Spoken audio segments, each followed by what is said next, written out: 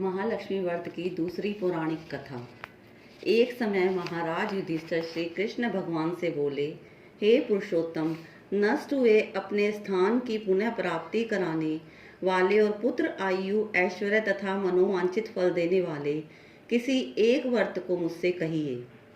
श्री कृष्ण ने युधिष्ठिर से कहा, सतयुग के प्रारंभ में जिस समय दैत्यराज त्रेतासुर ने देवताओं के स्वर्गलोक में प्रवेश किया था, उस समय इंद्र ने यही प्रश्न नारद जी से किया था। नारद जी ने कहा, हे इंद्र, पूर्व समय में अत्यंत रमणीय पुरंदरपुर नामक नगर था। वह नगर धर्म, अर्थ, काम और मोक्ष, इन चारों पुरुषार्थों की उत्पत्ति स्थल होने के कारण संसार का भूषण रूप था। उस नगर में मंगल नाम का राजा राज्य करता था। उसकी दो रानियां थी, एक का नाम चिल देवी और दूसरी का नाम चोल देवी था। एक समय राजा मंगल रानी चोल देवी के साथ महल के शिखर पर बैठा था। वहां से उसकी दृष्टि समुद्र के जल में घिरे हुए एक स्थान पर पड़ी। उसे देखकर अति प्रसन्नचित्त राजा ने हंसकर चोल देवी से कहा, हे चंचलाक्षी, मैं तुम्हारे लिए नंदन वन को भी लजाने वाला एक बगीचा बनवा दूंगा। राजा के वाक्य सुनकर रानी ने कहा, हे कांत, ऐसा ही करिए। तदनुसार राजा ने उस स्थान पर एक बगीचा बनवा दिया। थोड़े समय में वह बगीचा अनेक वृक्षों, लताओं, फूलों तथा पक्षियों से संपन्न हो गया। एक समय उस उद्यान में एक विकराल शरीर वाला मेघतुल्य सूकर आ गया। उसने वहां आकर अनेक वृक्षों को तोड़ डाला तथा उस उद्यान को नष्ट भ्रष्ट कर दिया। काल तुल्य उस सूकर ने कई रखवालों को भी मार डाला। तब उद्यान के रक्षक भयभीत होकर राजा के पास गए, सब हाल कहकर सुनाया। यह बात सुनकर राजा ने अपनी सेना को आज्ञा दी कि शीघ्र जाकर उस सूकर को मार डालो। तदंतर राजा भी एक मतवाले हाथी पर सवार होकर उद्यान की ओर चल पड़ा। सेना ने सूकर को चारों ओर से घेर लिया और राजा ने तब उच्च घोष करके कहा, जिसके रास्ते में ये सूकर धम निकल जाएगा, उस सिपाही का सिर शत्रु की भांति काट डालूंगा। लेकिन वह शूकर उसी मार्ग से निकल गया जिस मार्ग में राजा खड़ा था। उस घोर वन में राजा एकाग्रचित्त होकर उस सूकर को ढूंढ रहा था। एकाएक सूकर से सामना हो गया। तब राजा ने बाण ने उस घायल कर दिया।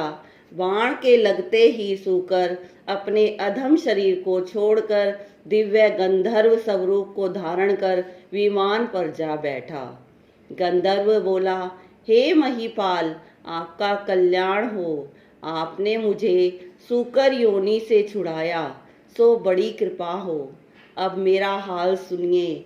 एक समय ब्रह्मा जी देवताओं से घिरे बैठे थे और मैं उनको तरह तरह के गुणों से युक्त गीत सुना रहा था। गाते गाते मैं ताल स्वर से भटक गया। इसी कारण ब्रह्मा जी ने मुझे चिररथ गंधर्व को श्राप दिया कि तू पृथ्वी पर जाकर सूकर हो जा। जिस समय राजाओं का राजा मंगल तुझे अपने हाथों से मारेगा, उस समय तू सूकर योनि से छूटकर फिर इस गंधर्व योनि को प्राप्त होगा। अतः हे महीपाल, मैं इस योनि में आया था। आज आपके हाथ से मरकर मैं सूकर योनि से छुटकारा पा गया। अब मैं प्रसन्न होकर देवताओं को भी दुर्लभ वह वर देता हूँ, उसे स्वीकार करिए। धर्म, अर्थ, काम तथा मोक्ष को देने वाला यह एक महालक्ष्मी व्रत है। इसे करके आप सार्वभौम राजा हो जाएंगे। अब आप प्रसन्नचित्त होकर अपनी राजधानी को जाइए। नारद जी कहते हैं, चित्ररथ गंधर्व तत्क्षण अंतर्ध्यान हो गया। राजा मंगल ज्यों ही चलने को हुआ त्यों ही एक बटुक बगल में सबल मार्ग भोजन लिए दिखाई दिया। राजा ने बटुक से पूछा, तुम कौन हो, यहाँ किस लिए आए हो? बटुक बोला, मैं आपके राज्य का एक ब्राह्मण बालक हूँ तथा आपके साथ साथ ही यहाँ आया हूँ। मेरे योग्य कोई कार्य हो तो बताइए। राजा ने कहा, आज से मैं तुम्हें नूतन कहूँगा। अगर यहाँ कोई जलाशय हो तो मेरे लिए थोड़ा सा जल ले आओ। बटुक राजा को एक बरगद के वृक्ष के नीचे बिठाकर स्वयं घोड़े पर सवार हो जल लेने को आगे चल दिया। ही दूर जाने पर उसे एक अति रमणीक तालाब दिखाई दिया, मानो स्वयं भगवान विष्णु एवं लक्ष्मी जी का निवास स्थान हो। वह तालाब स्वच्छ जल से भरा हुआ तथा कमल पुष्पों से सुशोभित हो रहा था। तालाब के किनारे अनेक स्त्रियां कथा कह रही थी। बटुक ने स्त्रियों को अपना परिचय दिया तथा उनसे व्रत कथा के बारे में पूछा। स्त्रियों ने कहा, हमने महालक्ष्मी का व्रत किया है, सो उसकी कथा कह रहे हैं। स्त्रियों ने बटुक को भी व्रत की विधि तथा फल बताया।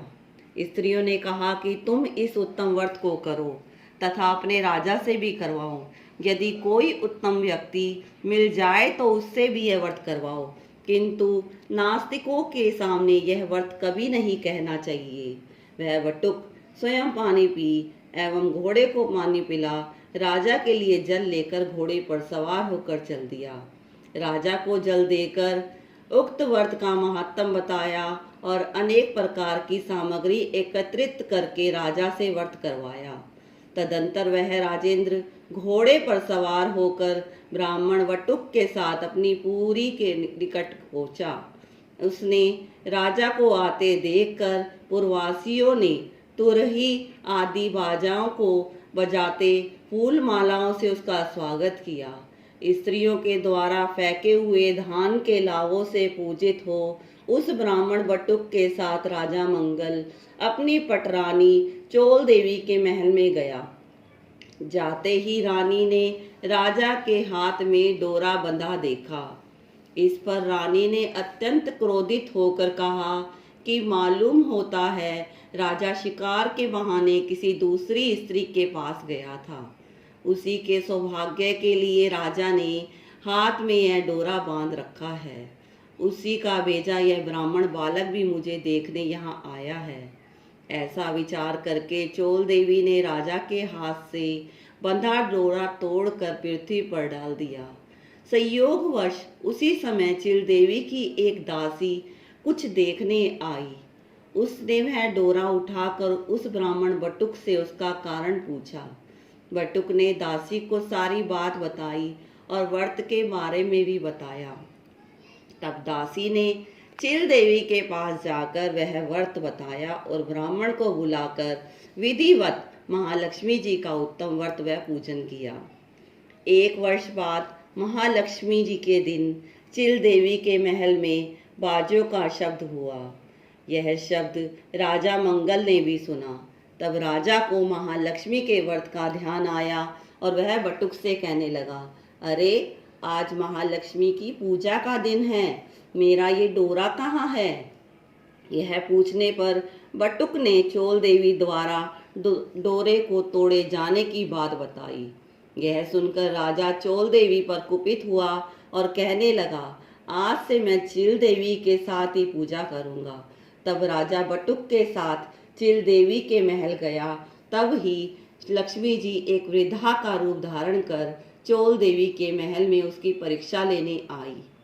चोल देवी ने वृद्धा को भला बुरा कहकर वहां से चले जाने को कहा। तब वृद्धा रूपी महालक्ष्मी ने चोल देवी को श्राप दिया, तू शुक्रमुखी हो जा और यह मंगलपुर कोलापुर हो जाए। तभी से यह नगर कोलापुर कहलाने लगा।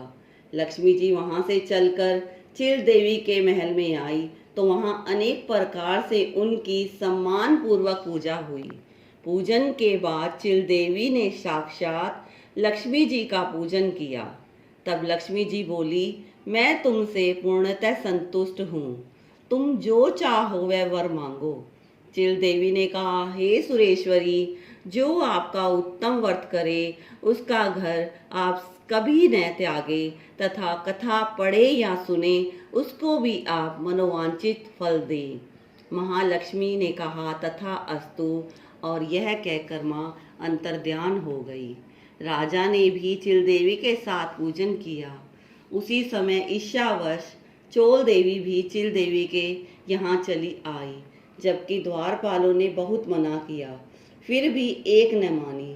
चोल देवी ने वहाँ का हाल देखकर न जाने क्या सोचा और अंगिरा ऋषि के यहाँ आश्रम में चली गई। ऋषि ने चोल देवी को कुरूप चेहरा देखकर उससे महालक्ष्मी का व्रत पूजन करवाया।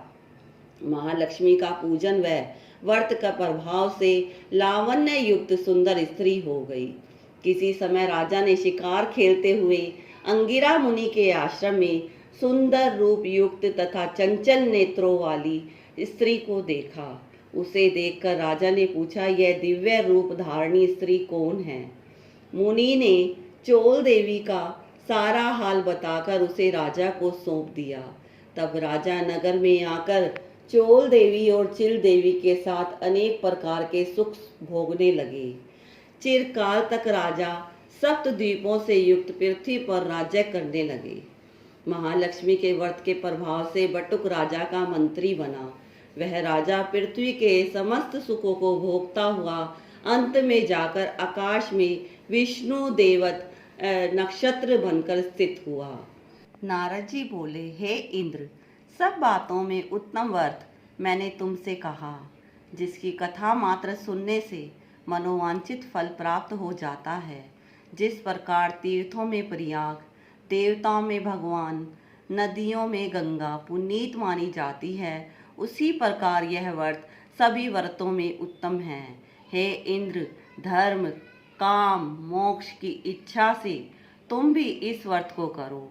इसके करने से महालक्ष्मी धन, धान्य, कीर्ति, आयु, यश, पुत्र, पौत्रादि सब कुछ देती है। श्री कृष्ण युधिष्ठिर से बोले, हे युधिष्ठिर, नारद जी द्वारा कहा गया यह व्रत देवराज इंद्र ने किया। आप भी इस व्रत को करें तो अवश्य ही मनोवांछित फल की प्राप्ति होगी। यह कथा श्री कृष्ण भगवान ने महाराज युधिष्ठिर से कही थी। अतः मनोकामना सिद्धि के लिए सभी लोगों को यह व्रत करना चाहिए। बोलो माता लक्ष्मी की जय।